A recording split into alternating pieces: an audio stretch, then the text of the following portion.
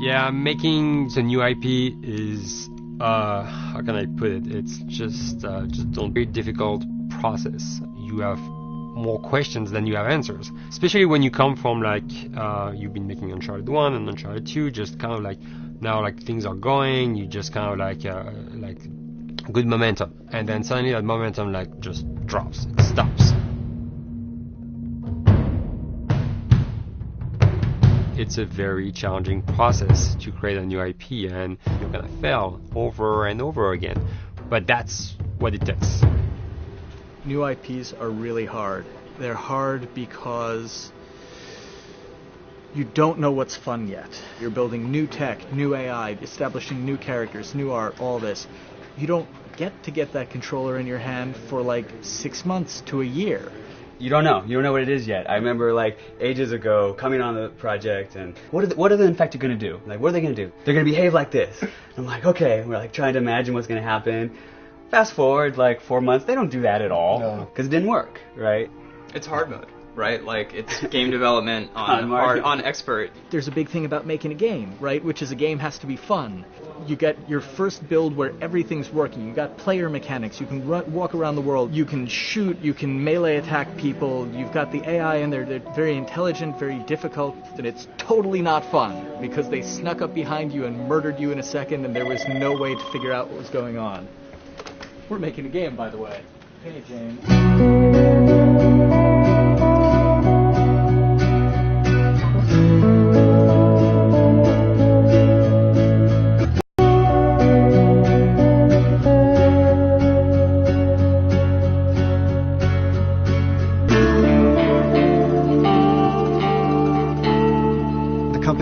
Quite a bit since I started. I think I was the 12th employee or something back when we got started, but we've tried to stay true to those smaller studio roots. I've been here for 16 years. There's just no reason to leave. I just like the environment here. It's very non-corporate. I think the way we work on Dialogue is kind of special because we don't really like hierarchy or bureaucracy, and no one is really just a manager here. Naughty Dog has a very flat structure. We pretty much all report to the co-presidents and the game directors. I always tell people when we hire them, just my job is going to be able to trust you, and that's what I want. I want just to give you something and you go with it, and I know it's going to get done. We believe in iteration, we believe in collaboration, and we believe in the people making the game working directly with each other.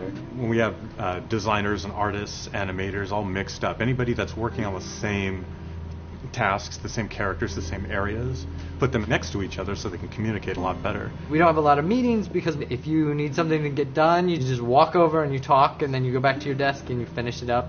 And I really like that. I like when I just walk in the office and I see just designers talking with the programmers or programmers over the animators and talking to them. I think that's when really the magic happens. Naughty Dog, we really try to cultivate a culture where anybody can criticize anybody else's work. And we encourage people to be blunt about it and not try to sugarcoat it too much. It takes too long to be nice sometimes.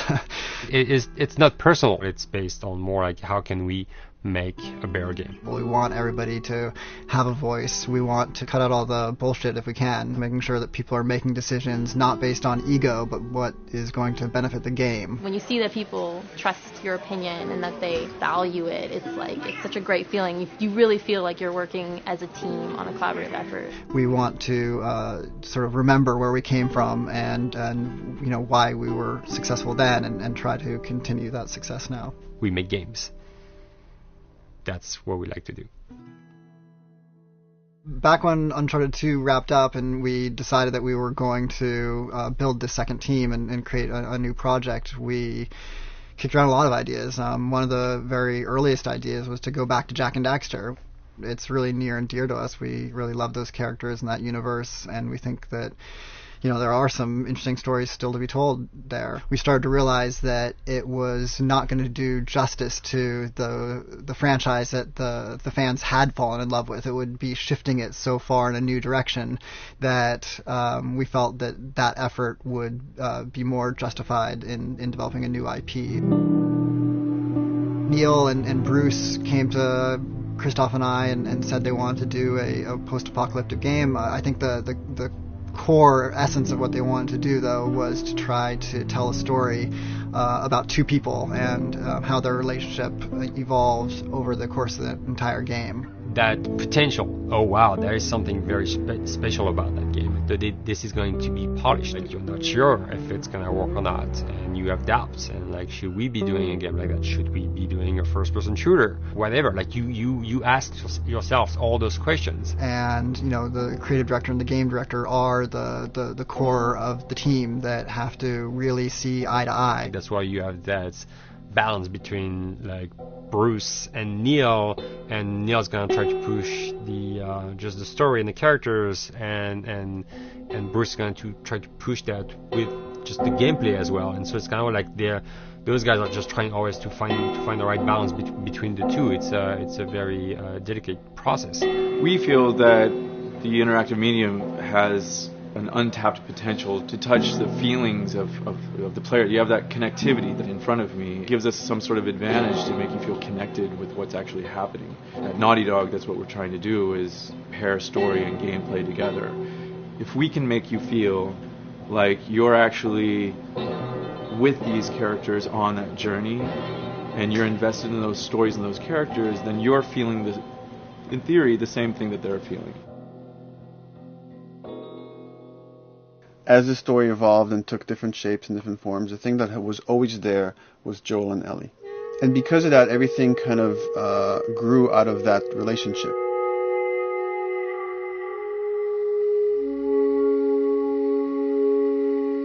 We've seen kind of that role of the anti-hero change, especially over the last 3 to 5 years, to where before it was like the thick-neck mercenary kind of guy.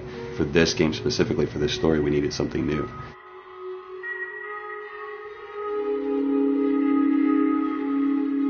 The reason we didn't want to make Ellie Joel's daughter from the get-go is because it wouldn't have anywhere to go. Of course, at that point, he'd be willing to do anything for his daughter, because that is what a dad would do for his daughter. If they didn't even know each other at the beginning of the story, then we start from scratch. It's almost like the player has the same relationship to Ellie as Joel does. And we could take our time to build that relationship between these characters, and if we do it right, then the player will be feeling that same growth that Joel does, and we're kind of mirroring that emotional relationship between the two.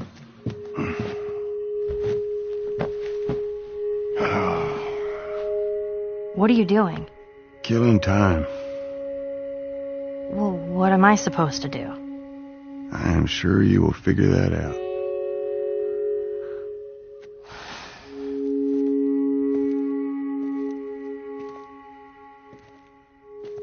Your watch is broken. It's exciting that Neil wrote something like this, where he's like, I don't want to make the stereotypical characters. I want to make real people in this crazy situation, and these forced to make decisions that are really tough. Like, what would we be like in those situations? I mean, we weren't consciously trying to pick male or female for characters. You just try to pick characters and just be honest with who they are. It almost doesn't matter, right? Joel's daughter could have been Joel's son. Ellie could have been a boy, and Joel might have been Tess. You could have swapped those roles, and I think the story would have still worked. The focus on female strength, it's so unique. You get to see what's so powerful about a woman through all of these female characters, which makes this game wonderful and unique. There's a crew of Fireflies that'll meet you at the Capitol building. That's not exactly close. You're capable. You hand her off, come back, the weapons are yours. Double what Robert sold me. Speaking of which, where are they? Back in our camp. We're not smuggling shit until I see them. I want Joel to watch over her. Whoa, I don't think that's shit, the I'm not best Ellie. idea. Him? How do you know them? I do think having a strong female character, especially like Ellie, is so rare in video games. And as a gamer, and more specifically a female gamer, it's frustrating to me because I'll see sort of the stereotypical female character where she's amazingly beautiful and huge boobs, and she's there to be either the love interest or just because they're like, well, we need to throw a chick in here. We've seen the strong woman or we've seen the weak woman. We haven't necessarily seen the empowered woman from this kind of standpoint. And there's that beautiful scene where Joel finds her inside the house and she's reading through this girl's journal going, is this really what they used to worry about? What shirt do I wear and what boy am I going to go out with? You know, and to be met with those first world problems that we deal with every day and go, how trivial is all of this? I think it's going to resonate a lot, not just with, you know, a female audience, but with a male audience as well. The thing that was intriguing to me after the fact is knowing that we're kind of creating a female action hero in a way, and this is her origin story with Ellie. To sort of be such a strong female character that is completely normal looking, regular t-shirt and jeans, and she's 14 and she is still a total badass, is really exciting to be a part of that. There's so few non-sexualized women in video games, especially in the main role, that we were kind of proud that we were creating one. It's very complex, and without the players knowing it, she becomes the protagonist by the end of the story. And that's why she's in the front of the box, and that's why we've been promoting the two of them together so much. Who's there? It is a dual protagonist game, and yeah, I guess I get nervous to think about it in that way.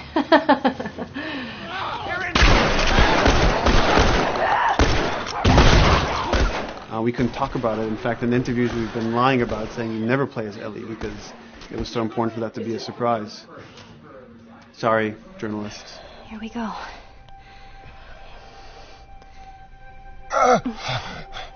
Sorry.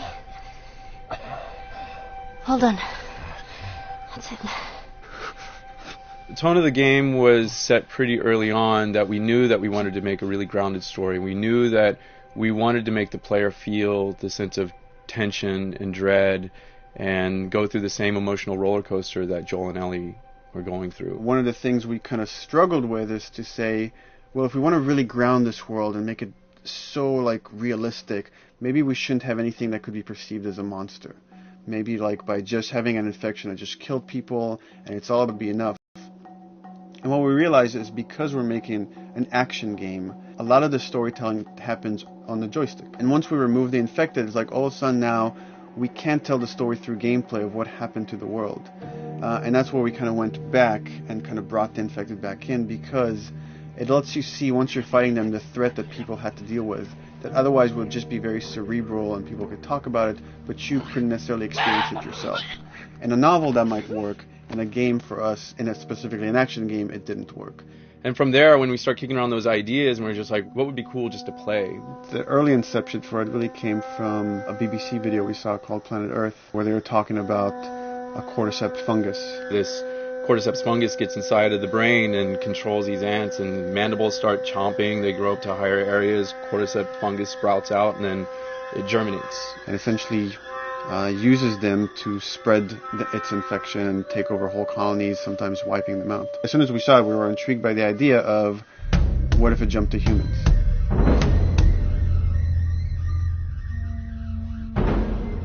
So what would happen? How would people react? What would happen to society? As we're trying to develop the look of the infected, we went through so many different iterations, some that looked really alien and subhuman, some that looked just essentially like zombies, and we couldn't find like an original place for them. But one of our artists just did this kind of photo mashup where he took a bunch of images of diseases or images of fungal overgrowth, and he kind of mashed it all together and he threw it on this person. It was a very iterative process of making sure that the fungus felt properly integrated, like it was part of the body, growing out of the body.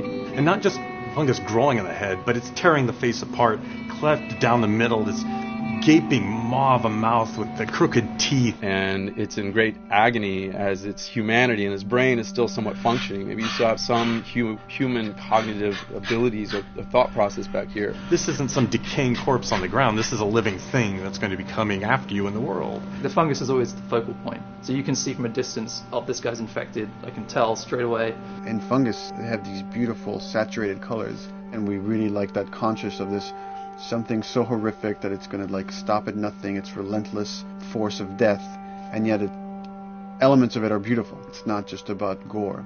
It's not just about everything about it being scary, because to us it's actually scarier when things on it are somewhat benign or somewhat beautiful. It was evident that we were onto something that was quite a bit different and something that we hadn't really seen before, which was eerily human but very disturbing. And it seemed so creepy and so unique that right away we gravitated towards it, and it was like, this is our base infected, everything should kind of come out of this look.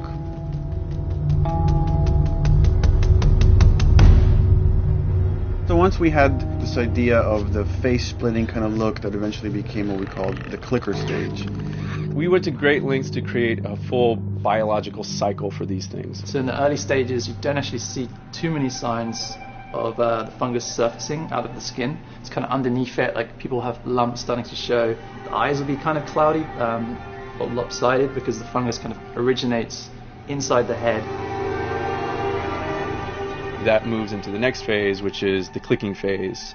And if they mess with the eyes, we end up saying, well, how do they get around? Oh, echolocation. And they use a form of echolocation to track down their enemies.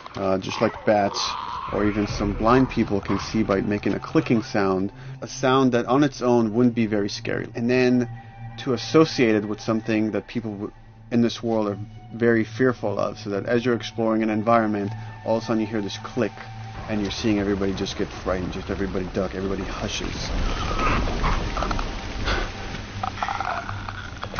Great.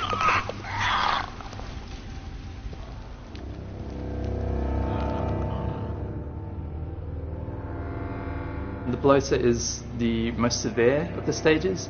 So large pieces of the body has been replaced by these kind of fungal plates. The fungus completely takes over the body and blooms. They're kind of covered in things that have been growing on them. Things like moss and like little life on life kind of. What the fuck is that? Oh, goddamn bloat! When an infected feels like it's going to die, it finds like a dark corner and it becomes part of the environment. The human elements aren't there anymore. And then the body is gone. They lay down and sprout and then spew spores. And if people can breathe those spores, they become infected as well. It all had to kind of make sense of how each stage flowed from one to the other. And that's hopefully how we've created a world that you can kind of look through it and understand the science behind it and say, I could buy this, I could get into this.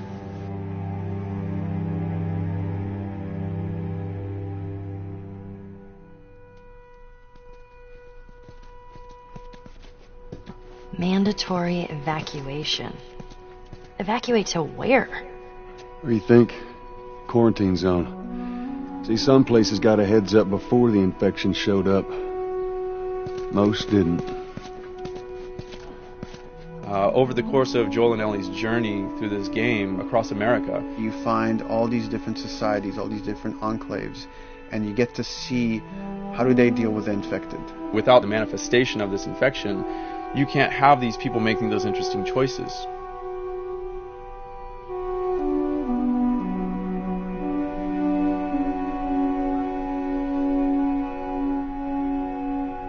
The world we decided was actually its own character, really grounded with a lot of texture.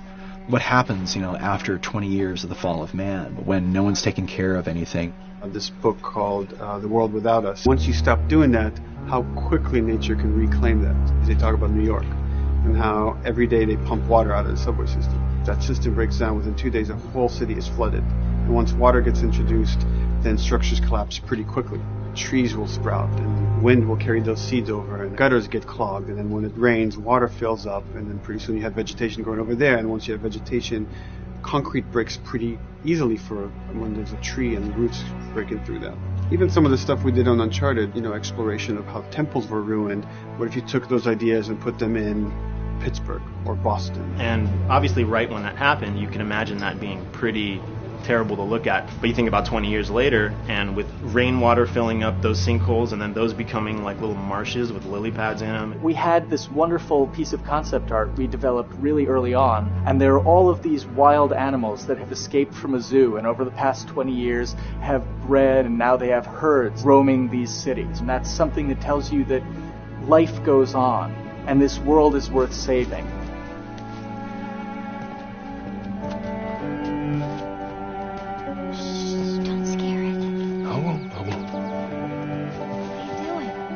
something really pretty about nature reclaiming its domain once we are gone. So fucking cool. We have another level of OCD, of the logic goes into some of these environments.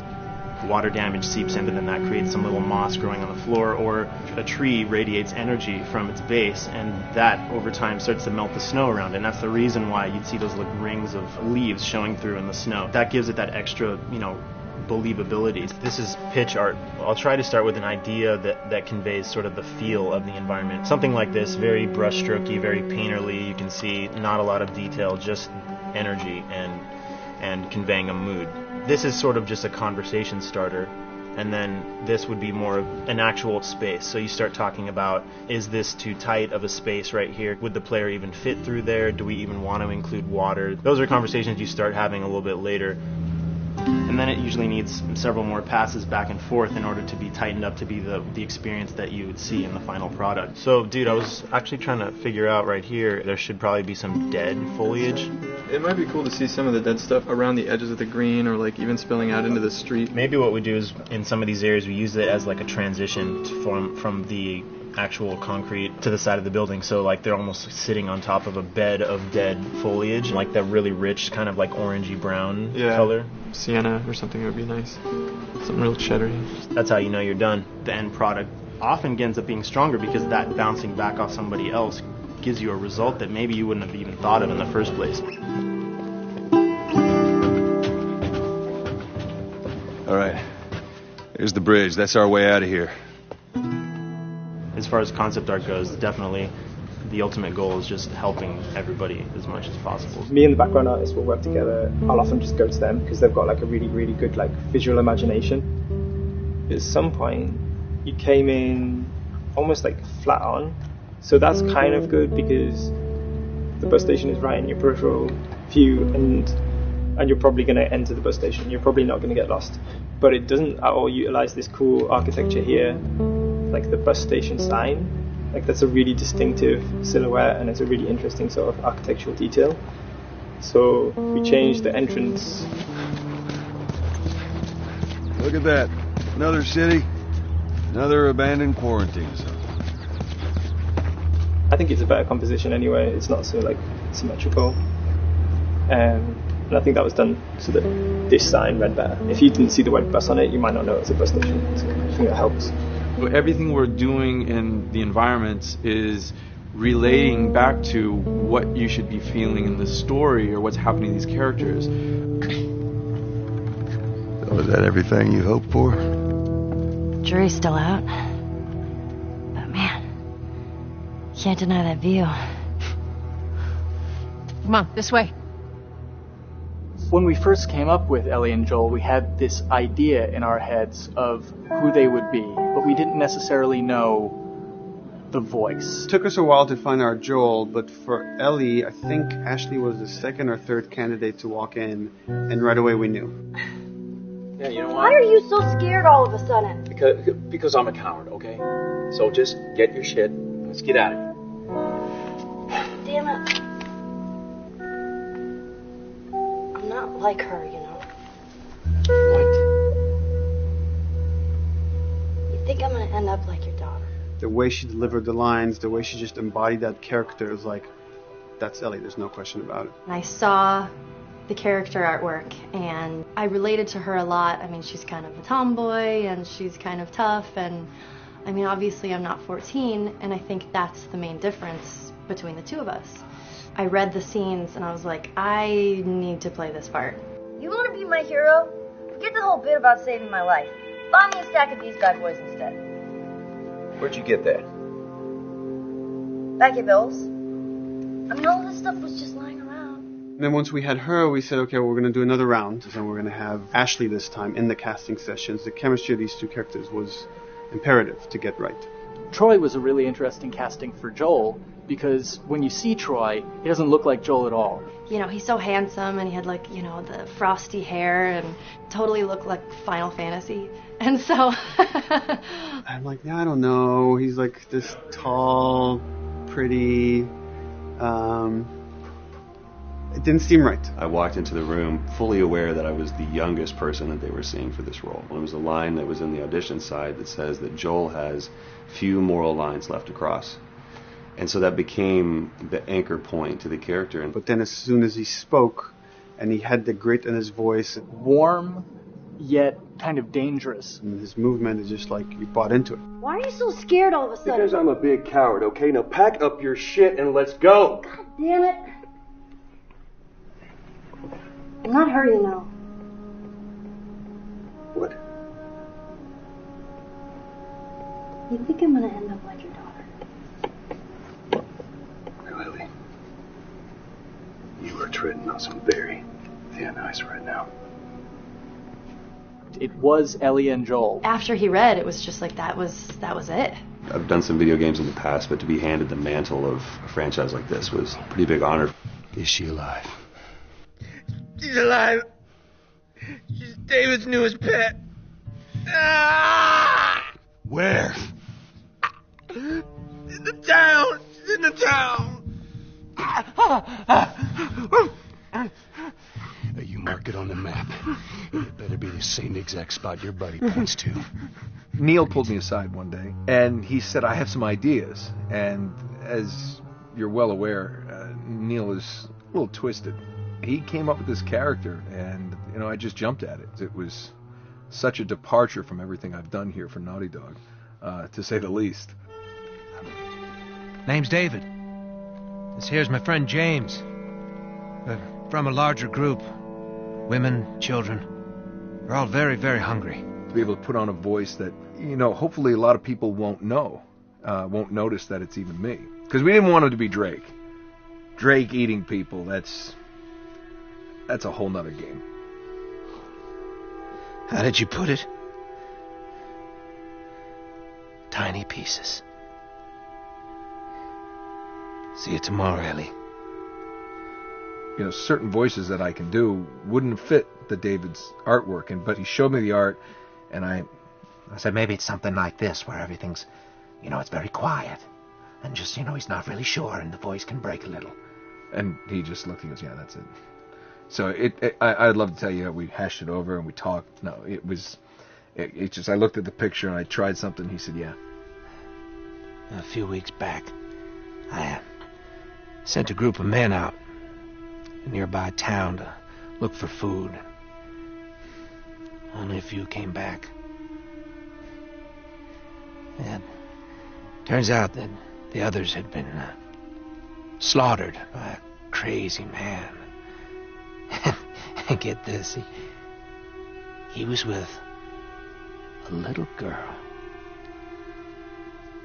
You see, everything happens for a reason.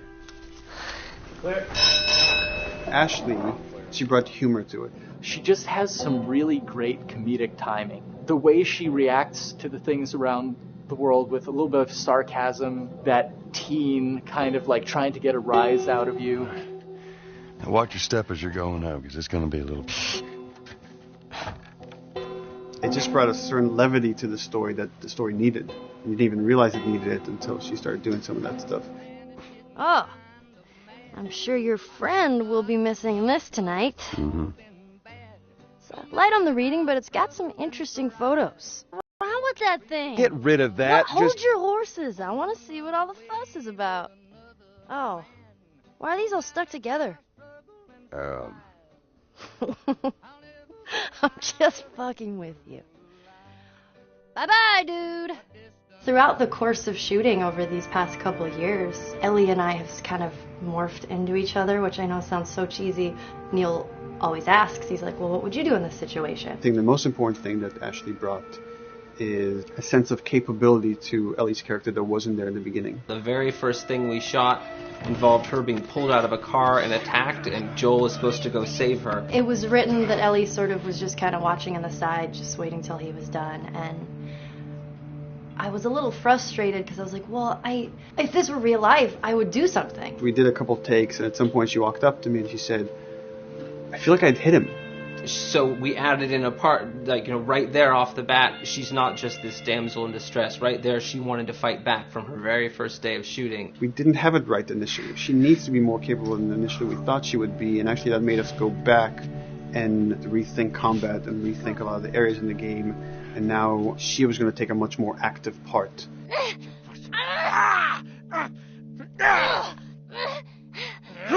Anything that requires, a lot of body movement, we do with the actors on the mocap stage, and we try as much as possible to use our actual principal actors, use their body motion as well as their voice. We capture it all at once there on the stage. Having the actors perform as well as being recorded at the same time was imperative to get an accurate performance, because every time you split up the performance in any way, you lose some of that magic where they did a gesture or they delivered the line a certain way, and those things have to be in sync, or there's just something subconscious that's like off-putting about the performance when you don't do it that way. You are treading on some mighty thin ice here.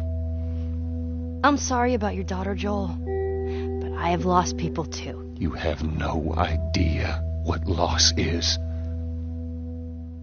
Everyone I have cared for has either died or left me. Everyone fucking except for you. So don't tell me that I would be safer with someone else, because the truth is I would just be more scared. It gives you the most authentic, most realistic performance, because you're actually there, not just making your own choices, but making your own choices based on the other people that are involved in that scene. So you get this truly natural approach to things, and it shows up. It's like theater in the round. You can do anything from any angle, and the smallest, most subtle thing we'll be able to pick up. There's no place to hide. So you have to be as prepared as possible, because you have no idea which moments they're going to use. There are these little improv moments and, little nuances that you get that probably isn't scripted, that just comes out of play, while they're performing. That mistake that is just blossomed into a really good idea. Did we improv on The Last of Us?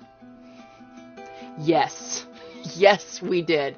Doing this was a whole lot like being 5, playing in the backyard with a stick, and this is my machine gun, and a pine cone is my hand grenade. It's all your imagination. I'm doing the exact same shit that I did 45 years ago. I just get paid for it now. We square. We're square. And get the fuck out of my town. I don't do a lot of voiceover work, so for me it was nice to be able to work off of your other actors. I can't imagine it working any other way. I'd never done mocap before. I didn't know what to expect. The suits were crazy. Yeah, the suit gave me wedgies. Like, deep wedgies that I had to pick out with my middle finger. Too much information. Just how damn sexy I look in a motion capture suit. I look like 10 pound of sausage in a 5-pound casing in that thing, man. Once you get past the fact that like everybody else and you look like weird clown people with these little dots and stuff, once you like give over to that, it really was pretty easy to make it just feel like you're in the moment and in the scene. So everyone that was on this is a slam dunk. This isn't just another gig to them. And that creates a really cool energy for people to really start experimenting and playing jazz. Floor is yours. And action.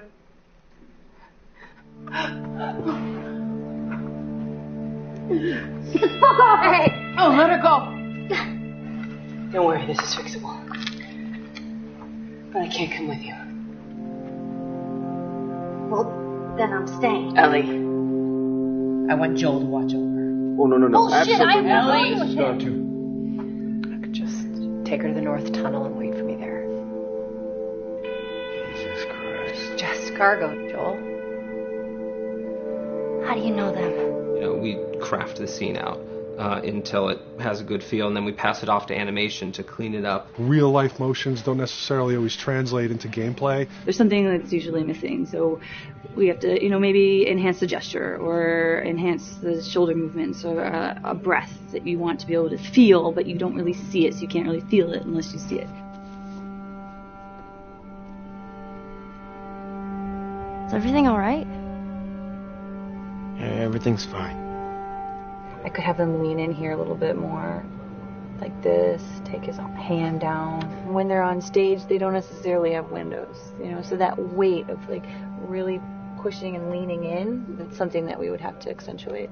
You know, give him a little bit more weight on that turn, or put his head down a little bit more. There's a lot of dialogue that gets said between the two characters. We have to bring that alive through animation, and we have what we're using as gestures. Why would they mow down all these people? You can't let everyone in. If you turned off the sound, you'd know that they were talking to each other. And that really helps accentuate the relationship that the two have together. We have certain animations that play in the beginning of the game on Ellie. She's traveling with Joel, who she doesn't really know. There's a lot of gestures to make her look nervous, just her overall stance. Later on in the game, they develop a relationship through the animation, not just the dialogue. You can see that she's more comfortable around him. If that reads well with the player, then, you know, we're doing our job.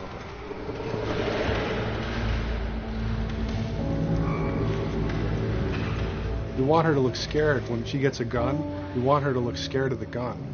So if she's going to aim, she wouldn't be like super trained aim. She would be more like some scared. But at the same time, it needs to look cool and feel cool to the player that plays. It's really just these little tiny details that we're doing, and it's coming across. It's working out well. We don't do facial capture. We don't track eye movements on stage. It's just the motion capture data. Everything that you see on the faces is hand-keyed. As you can see, this is all of her mocap data. And so when I'm doing something like this, I go back and forth to the performance that she was giving, and I watch just this section over and over and over again. So this is our default face. I can make everything super extreme and make her all squinty and angry, turn her frown down. I can open her mouth, stick her tongue out. It's listen, watch. Okay, where's her mouth at this point? Like, is it open? Is she making like a grimace? About Tess, I don't even know. Here's how this thing's gonna play out. You don't bring up Tess. Ever. Matter of fact, we just keep our histories to ourselves. We shoot all of it to just get the body motion, and then we'll do a second pass with the cameras. The scene's playing back on an overhead projector, but it's also playing back on a monitor that's attached to my rig. Sean and I would go to the stage and motion capture the camera filming the scene, and so he would get a whole wide shot, a whole close-up for the whole scene. You know, you can change your lenses, you can use your standard 35, 85, 50s, whatever, all that sort of live action camera cinematography, you can apply it on stage. We make sure to go back in and add flaws. We keep the confinements of the room so the camera can't go past a certain wall, because then we have this cheated perspective. If the cameraman bumps into the wall, we keep it.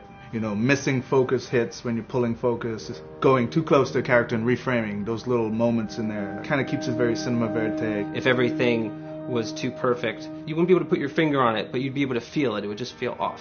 It's very much about grounding it, despite having, you know, the option to do whatever we want. Being able to place the cameras anywhere we want after the motion capture gives us both advantages and disadvantages. The biggest advantage is it means that we just have to nail the best performances we can get, and the luxury is that we can always swap it. The 3D world gives you limitless opportunities with cameras and movements, exposures, all that stuff. Most of these cameras are sort of set up like real world cameras. So we have lens, we have f-stop, that will my close-ups, my over-the-shoulders, sort of just like a live-action production. Let's go to camera 30 at the 23.458, then I get that kind of weird, you know, bend across his back. The closer I bring the camera, the more bend I get, which is, you know, doesn't look right. It looks less cinematic than if I do that, which flattens the whole thing. And I'm trying to also catch Ellie. Like if you scrub a little more, you know, catch her in the back here. So I want a longer lens of that kind of stuff. Since I've only had experience working with live action before I got into video games, it was a kind of a cool adjustment to be able to have this extra flexibility in post, to swap a line of dialogue for something different, even though that's not what the actor said at that time, and to be able to still have a close-up on them while they said it. You get to make it probably more perfect than you could ever make it in live action. How far are we going to take as far as it needs to go. Where was this lab of theirs? because our actors are both the voice and their body, they get to play, they get to try things, they get to work with our director to kind of come up with new ideas, or even our director will have a new idea on the spot that wasn't there in the script, but realizing when he sees it, oh, well, this would actually be better, this might feel better, and those changes all just happen organically there on the set. He could even lead straight into his thing. It's like, no shit, yep, Ty, we want to do this. We rented 2 Harleys and drove cross country. Keep it pretty succinct. Like, we got the bikes, rode them cross country. Cool. It's shocking to me that this is Neil's first time directing. There was a specific tone and a specific approach that Neil and Bruce wanted to take with this. It just came down to, there's nobody knows this story better than you, and then there's nobody that knows these characters better than you. Why don't you just do this? He and I actually had a conversation about it. He says, I think I'm going to try this myself, and I'm not sure. Neil was fantastic. The floor is yours. Okay, so remember, you've been running away from this turret-mounted truck. If you come to this dead end, you're going to look up and see a potential way out. And action. Check it out.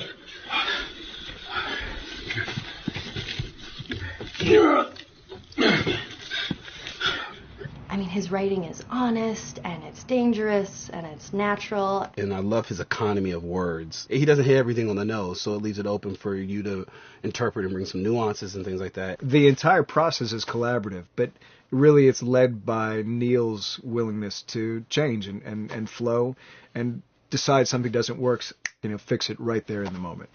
And it is something that's very foreign to the way that TV and film is done now, where everything has been micromanaged by the time you get it to the table read, and no one wants you to change anything, and everything's very precious and has been rewritten with notes from 20 people in suits, and you can't do that just anywhere in entertainment these days. Yeah, I want to make sure. I think I swung too far over to this way, and now it's a little bit of making jokes about it, and I need to bring it back to center a little bit. There's one scene in the game where we see Joel not as a ruthless survivor, but as a father. I knew from the very beginning that he was going to lose his daughter, and I just told Neil, it's like, when that day comes for us to shoot that, I need a heads up. About a week before, he said, it's time, we're going to do that scene. I was like, okay, because I knew that I was going to have to go to this place that you don't really want to go to as an actor. You want to find some aspect of reality that you can empathetically draw from, Troy and I were both kind of just like walking around for a while and just kind of getting into the zone, and my grandpa died when I was 8. He was like my dad, and so that's always what I use to get into that place. I started recalling all those memories and starting pulling up all those feelings, and they're just right underneath the surface. When I walked back in, everyone realized that something was different. They kind of calmed down, You could feel the energy just drop a little bit more.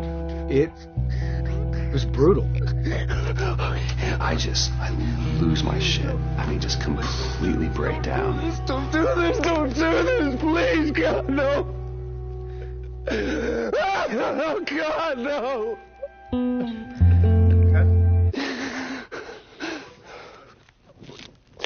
The soundstage was deathly still. It was the first take, and I felt really good about it. And it's like Neil said, okay, let's do it again.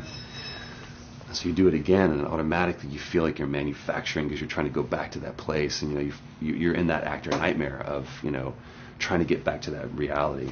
And we go through it again in 5th and 6th and 7th take, and I'm just exhausted. I'm crying between takes, and I'm looking at Neil going, this is really, really hard. And finally, after the 8th or 9th take, he said, all right, I think we got it. I was like, oh, thank God. And I went outside, and I was just jacked up for the rest of the day. Just a wreck emotionally. But we got it. Then 2 weeks later, he calls me. And he says, so we need to reshoot a scene. I'm like, cool, what scene are we doing? And he just looks at me. I said, dude, don't do this to me. And you can either at that moment throw your hands up in the air and say, fuck this, and walk away. Or you can say, okay, this is an opportunity to get it more right. I'm like, okay, all right. If you don't think you got it, I'm going to show you that you got it. We've got it in the can. And so we go through it again, and it just feels fake, feels artificial. And Neil goes, go through it again. We start doing it again. And I'm getting madder and madder with each take. And finally, about the 4th take, Neil comes over to me, and I love him so much. He goes, so I'm picking up on some resistance. I was like, you're damn right you're picking up on some resistance. We've got this in the can already, and we're just wasting our time, and we're wasting all this effort and energy. And then he started talking me through the scene. And he's like, what I need you to do is I need you to just strip yourself of all these ideas, and I need you to hit this beat, and this beat, and this beat, and this beat, which just makes it sound so mechanical, and it's such an emotional scene. So we start going through it, and literally I am mindlessly doing these things at this point. Okay? I know it hurts, baby. I know. So I'm going to lift you up. I'm going to get you over here. Come on, baby. Come on, work with me, please. God. Baby. Sarah. Sarah! Don't do this to me, baby. Don't do this to me, baby. Come on. And he stops, he goes, now we got it. And I realized that the reason why I wanted that first take to work was because I wanted everyone to look at me and go, wow, what an actor. And that's not what the scene needed. Those moments where you just have to sort of calm your ego down and just go back and do your work. That scene actually works, not because of me, but in spite of me. And that really is the marker and definition of working with a truly good director. There are many like it, but this one is yours. Why don't you have a seat?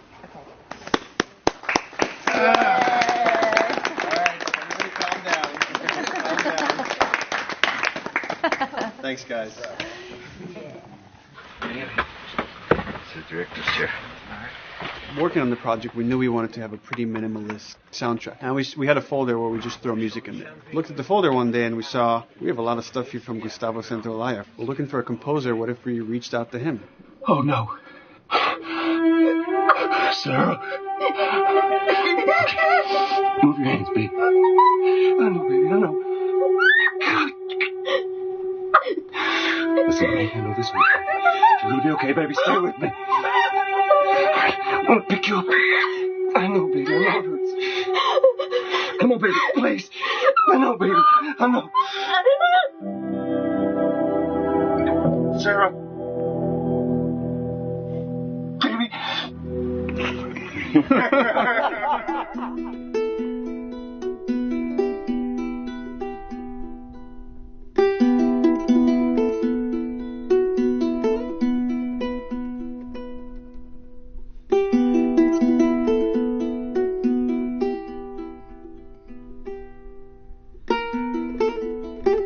My life has been and still is kind of like a road movie. I grew up in Argentina. I came to the United States in 1978 because we had a horrible political situation in Argentina. We had a military dictatorship where 30,000 people disappeared at the hands of the government and many other more were tortured, and I was blacklisted. It was just impossible for me to keep on living there. I've been jailed many times since I was probably 15 years old just because I had long hair and I play an electric guitar. So I had to embark on this trip. I can relate to that kind of need of movement and going to the next place and the next place and the next step. I'm always attracted to the possibility of getting involved with a project from the very beginning. I like to work from the script and talking to the director. It's never been, oh, give me a piece like this or give me a music that's this. It's just been very high level. Here's what the story's about. Here are the themes. Go write some stuff. Since I don't know how to really read or write music, the way I produce music is actually recording it. So I like to come early in the projects, and I did in The Last of Us.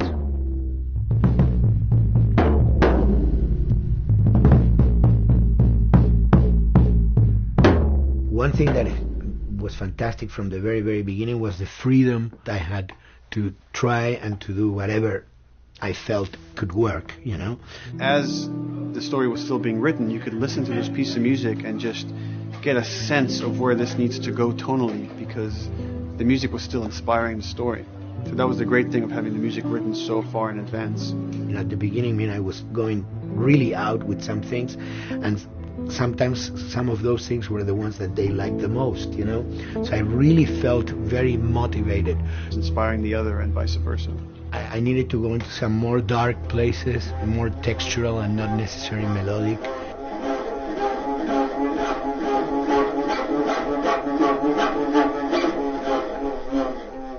I'm always trying to sort of push myself into playing instruments that I don't know how to play. There's an element of danger and innocence. Lennon once said, you know, give me a tuba and I will be able to do I'm an artist. I should be able to do something. I like to put myself in that situation.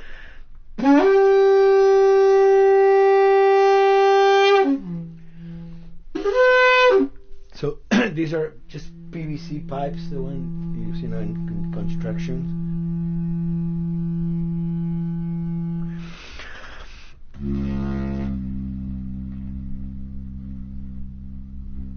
Or instruments that I know, kind of twist them. From the concept of the prepared piano, you know, I mean, I've worked with prepared guitar to stick things into the guitar and things like that.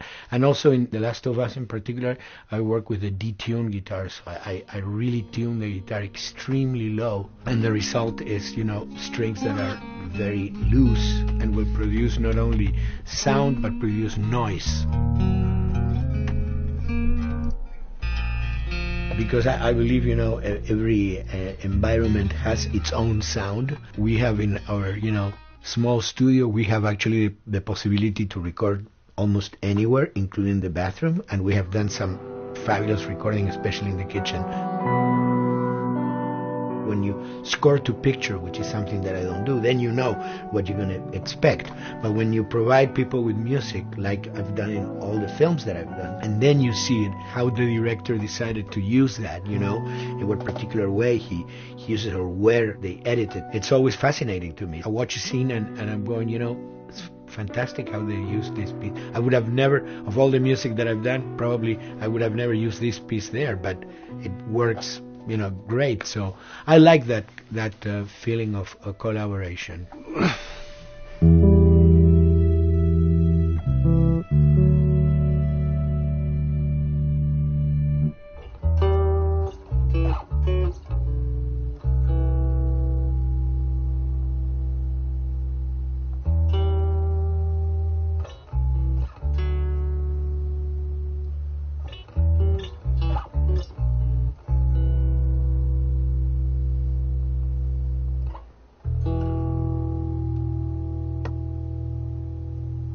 I think, you know, the guys also that work in programming and adapting that music to the game, they should share a lot of the credit for the end result. In the beginning, there was silence. Yes.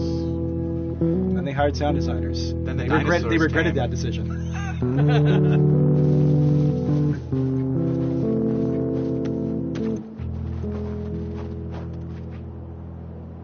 Hold it steady. Ha! Got you!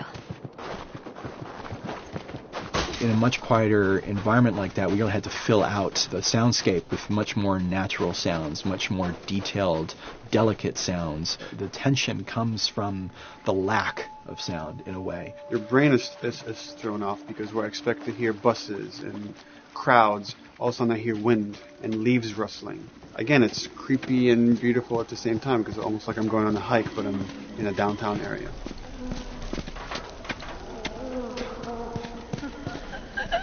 Get up over this truck. Let's see what we can find. So Neil, I mean, we were going through the iteration, so he just did not want, like, yells and screeches and what he called, like, you know, kind of witchy qualities, right. Like cackling witch. He didn't want anything like that. It was a little bit of a head scratcher to figure out, okay, how do we make it sound human but not human? Yeah. We really did not want to use any animals. We wanted these all to be human. Derek and I basically decided to hire a couple of voice actors who did some interesting work vocally to see if they could come up with something. And we worked with this girl, Misty Lee. She started giving us these really great screeches. And that's no process. Yeah, that's just her voice. And it started going into this little click. We also used a little bit of Phil's voice.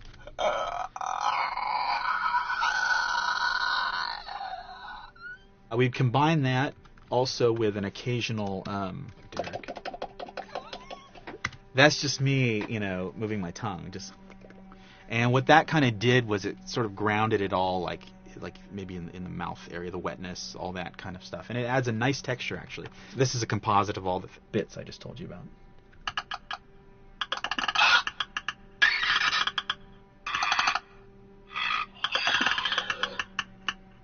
Sounds like a Snapple bottle. Oh, the lid? Like the lid, yeah. Hey, that's a good idea. Fuck, where were you guys like months ago? Why did we think of that? Why did we think of that?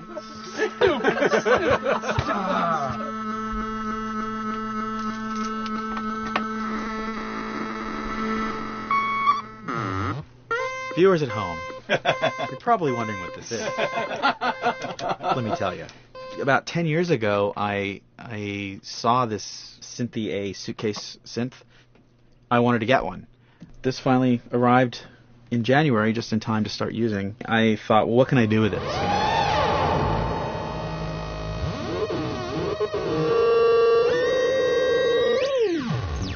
In Lakeside, there's a whiteout that happens, and this thing has a noise generator, which gives really convincing wind sound.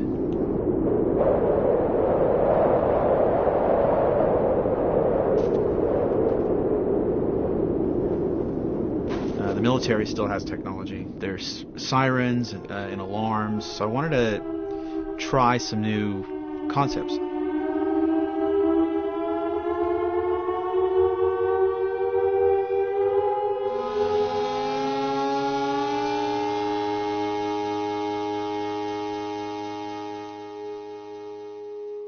Man. What? Nothing. It's just... I've never seen anything like this, that's all. You mean the woods? Yeah. Never walked through the woods. It's kind of cool.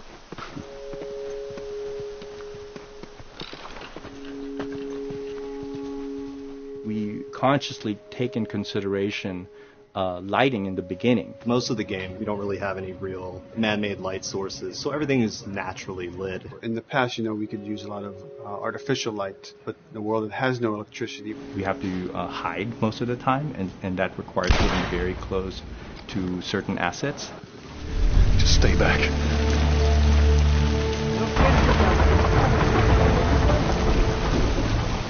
Otherwise, Detail's expensive, and if you build up too much of it, you end up running into technical problems, right? Your engine slows down. When the frame rate goes down, everyone can bring up the profiling tools and see which parts of the frame actually caused the drop of the frame rate.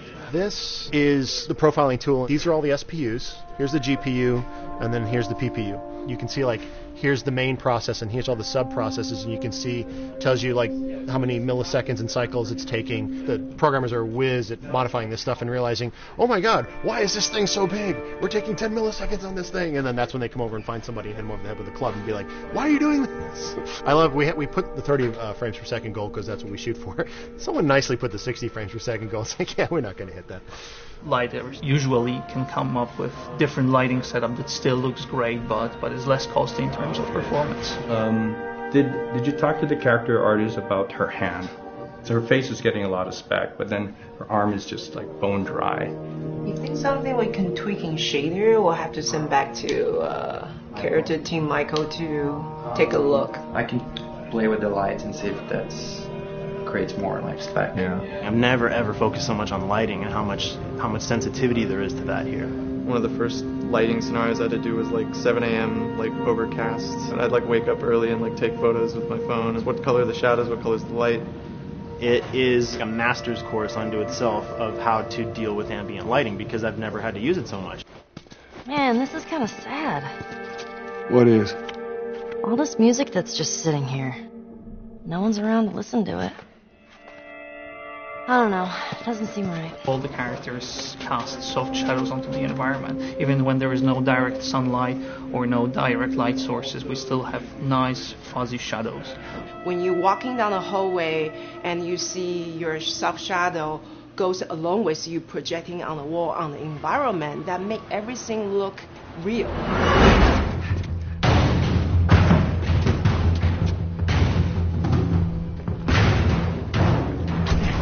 Follow me through here. Okay. The flashlight brought a whole new spin on it. So some of the environments end up being really, really dark, and you need the flashlight to get around. Give me a hand. We want to have the environment be really dark, but also at the same time have colorful surfaces that are sort of hidden, so when a flashlight hits one of those, it bounces off onto the ceiling. If you shine a light on a red wall, it will bounce the red lighting on the whole environment. And it's very difficult to do, very expensive, but we did it. Everything should have a bounce lighting. Otherwise, the world is gonna feel dry and unrealistic.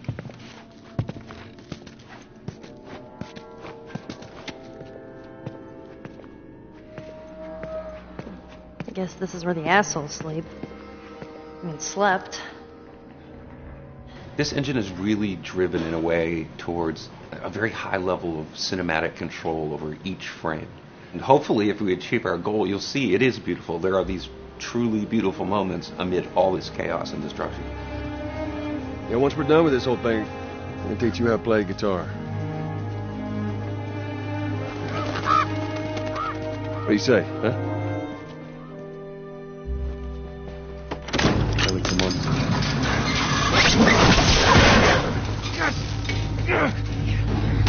I got you.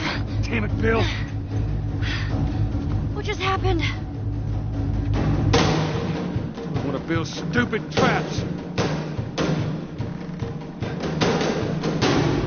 There. That fridge, it looks like that's a counterweight. Okay. The story really dictates sort of the arc of the overall pacing. Storytelling would always want to be subtle. They would always want to keep the world grounded in reality. But gameplay has requirements where the player needs to see this thing. The player needs to immediately know that the enemy is attacking, that this room is dangerous, that this room is a puzzle that you have to solve. What are the things that we can do on the joystick to make you feel the same way that these characters are going to feel when we get to this next pinch point in the story? There's a turn in a scene that we need these characters to take, and we need you to feel it or understand that, and that means you have to play it.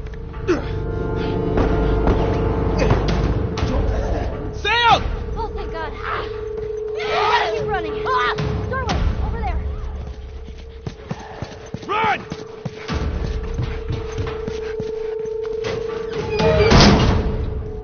We really want to make sure that there's that contrast between the negative space and then the high tension spikes.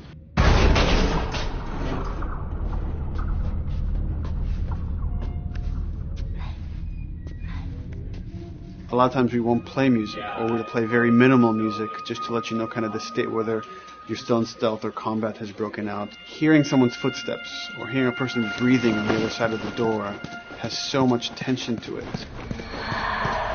You hear that?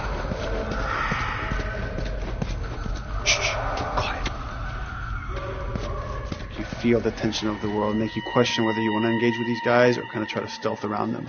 That's another reason why we don't have traditional cover in the game. You smoothly move around everything, contextualizing with the environment, but you're never locked down. We want the player to, with that crafting system, with the scavenging system, with all of the abilities available to them, to constantly be moving around and changing as the moment arises. Gameplay is all about, I have a limited set of tools, and how am I going to use those tools and those limitations to overcome this obstacle in front of me. And that obstacle might be infected, might be another class of humans that wants to kill me for a bottle of alcohol in my shoes.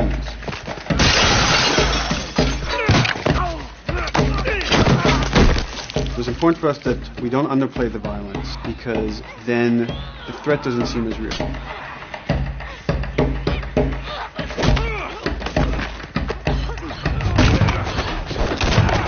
We see video games as this incredible medium to tell stories. We want to treat it as equals to books or comics or TV or movies. This is subject matter that would not be...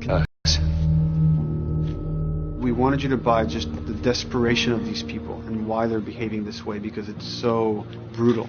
And at the same time, we didn't want to make it so over the top, stylizing it, so then it doesn't become as real. It was important for us actually to hit that middle ground where it's kind of disturbing. that glint that's happening on that curvature. It'd be good if there was a way that we can guarantee that from this angle we're seeing it. But really it's flat. Overall too bright and opaque. Yeah, looks like paint. Yeah, see, the blood on the ground works really well. It's something about the other shader is messed up in this environment. We got to fix that to unify the look. Shouldn't make you giggle or laugh or any of that. You should be kind of appalled by what you have to do, but you understand why you're doing it.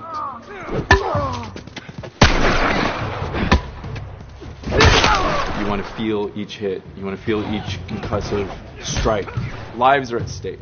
You want a death animation to have impactful performance, not just have a guy keel over in a ragdoll. In real life, a guy hitting a guy takes a half a second, but in the game world, you want that to be as instantaneous as possible. I lived my whole life in this very ugly test level. I basically just fight dudes in here all the time.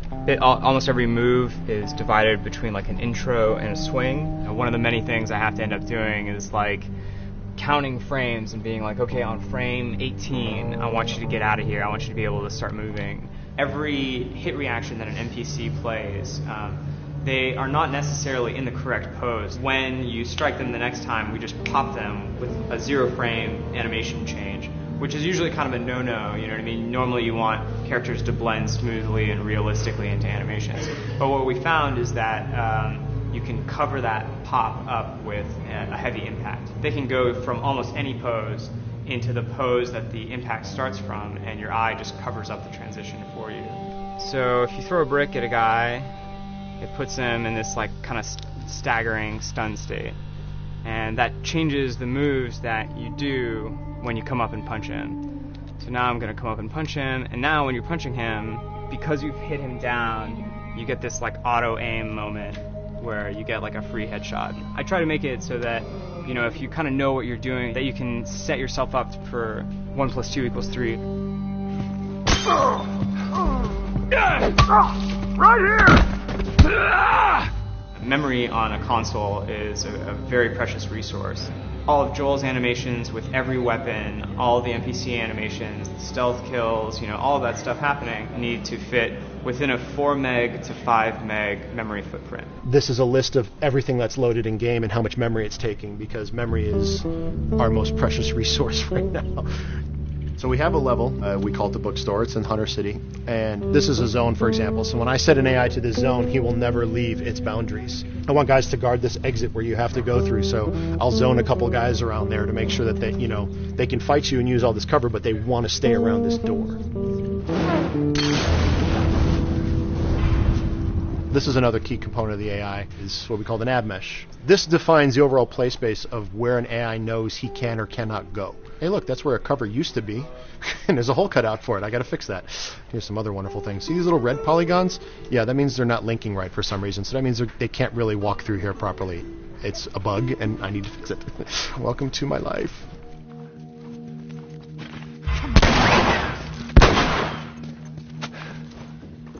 Hey!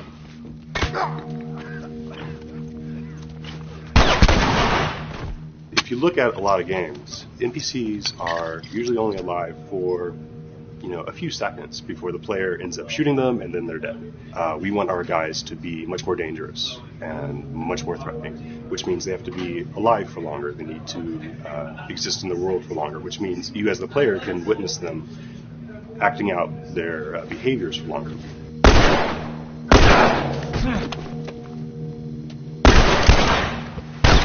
So we've been working really hard on our AI systems. Back of the box, biggest bullet is going to be like AI.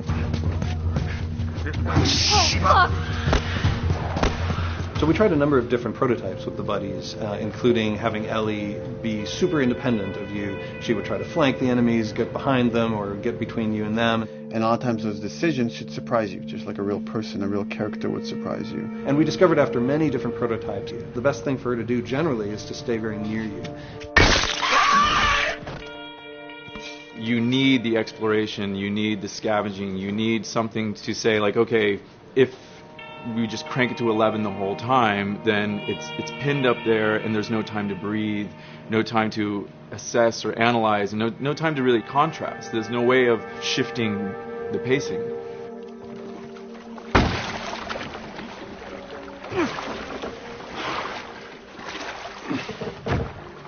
Puzzles are really weird, especially like Naughty Dog puzzles. I think they're very simple and satisfying. Most of this puzzle is strict exploration. You can see the ladder here, you can see the pallet there, you can see a clear route up to the ladder. So you're like, okay, maybe I have to get Ellie to the pallet, push the pallet over to this side, and like Ellie will climb up and lower the ladder. So that whole part is like, that's not a puzzle, that's not regarded as a puzzle, but when you feel like you've got to the solution and you're like, okay, I'm going to climb this ladder, and you climb it, and it breaks off, hopefully then the player will feel a little bit stumped and they'll be like, I'm not really sure what I am meant to do now. And so this is where the puzzle starts. Hopefully at this point, like, all of the elements that the player needs to solve the puzzle are very familiar to them because they've been through the previous exploration beats. They're improvising with elements that are at their disposal. That's a really sort of like strong theme throughout like The Last of Us. So that you're a survivor, you'll take whatever tools you're given and you'll use them in like creative ways to survive.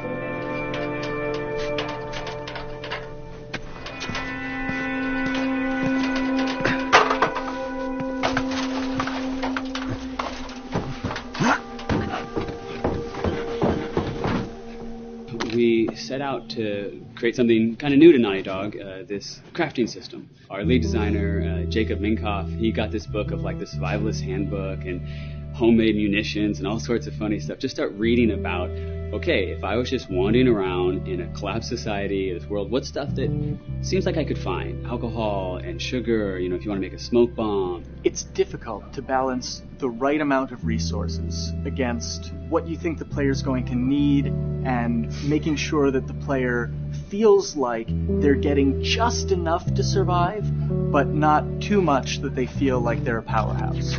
We wanted you to be forced to make some choices in the world that showed how depleted the resources were. So if there's a particular point in the story where the characters are having a particularly difficult time surviving, then we want you as the player to be finding fewer items, farther apart, harder to survive. We will item starve you at the same time that those characters are feeling starved and worn out.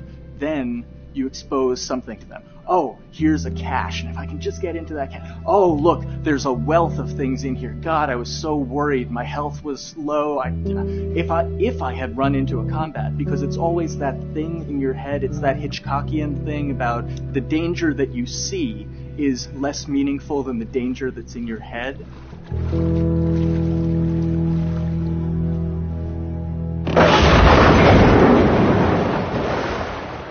When we're designing the levels, you know, it's nice to have the stuff that we know people are going to encounter. You know, we kind of call this some of the critical path stuff. These are the things that 9 out of 10 players are going to find. They're right in the way. It's where you have to go. And then whenever designing a level, you want to have that little nook and cranny, right? You want to reward the player being like, oh, you went over here. And then you also want to have that other second nook and cranny. The player is supposed to go place a ladder here and climb up through the rest of the hotel. But what they can also do is shimmy across this area, and I place a really cool like upgrade kind of off the beaten path to reward players for exploring.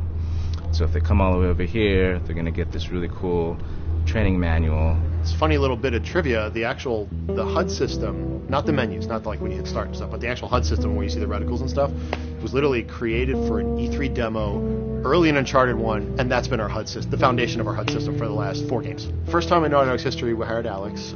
She's awesome, and she's got a really good understanding of UI and how it applies to games. The thing that I hate about any game's UI is when it pulls you out of the game for too long. No one wants to spend time in menus.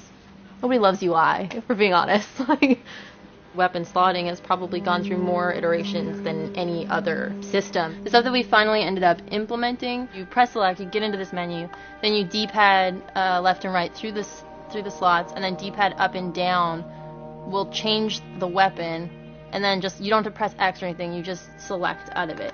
When you're still, like Joel is here, that's fine, but then as soon as you get into an actual situation, so I'm going to go over here and cause some trouble. Okay, so here they come. Oh god. Alright, so now I'm out of ammo. Now I need to like get back in that menu. I have to like run away from them, get into the menu, get out of it. And it ends up feeling like super clunky. Like again, okay, I'm out of ammo again. get out of here. I need to take out one of my other long guns. And now Bill's in trouble. Bill's in trouble over here. And I've got to, like I'm in a menu now, and it's like, oh shit, whoever designed this UI is so bad. Like, what were they thinking? Bill's gonna die. In theory, it worked. But then in practice, it felt a little clunky. We wanted it to be the absolute minimum amount of button presses. You don't say to yourself, oh, I'm never going to be able to do this in time, so I'm just going to give up.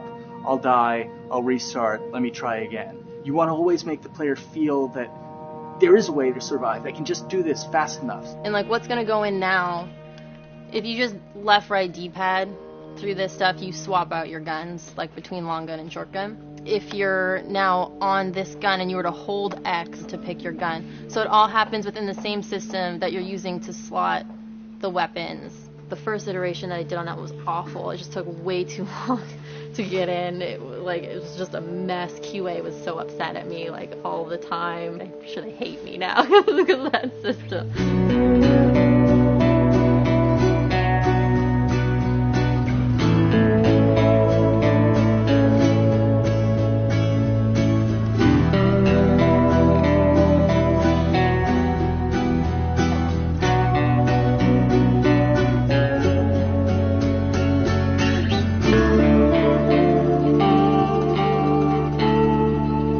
I think the way the industry is kind of maturing and changing in general, you're seeing a lot more focus and importance on refinement and polish. So having internal QA really helps. The industry is kind of changing from QA being this like tighten up the graphics on level 3 bro kind of vibe to like really being a more technical, mental, investigative job. On the publisher side, it's more reactive towards the code being delivered in a stable, controlled environment. Whereas on the developer side, especially at Naughty Dog, we are going beneath the art and the design. We're given enough weight where we can go up to somebody and be like, look, you have to fix this. Why? Come over, I'll show you. That kind of feedback, I would love to be able to say like, that was us, but it gets so diffused throughout the iteration process that you're just kind of like adding your I guess like genes into the gene pool and then just seeing what happens, you know what I mean?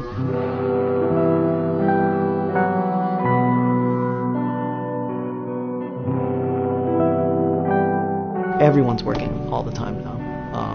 But like I tell people, like 7 weeks and then you can have tons of time off, enjoy the sun, you know, but for now it's like, this is it for everybody.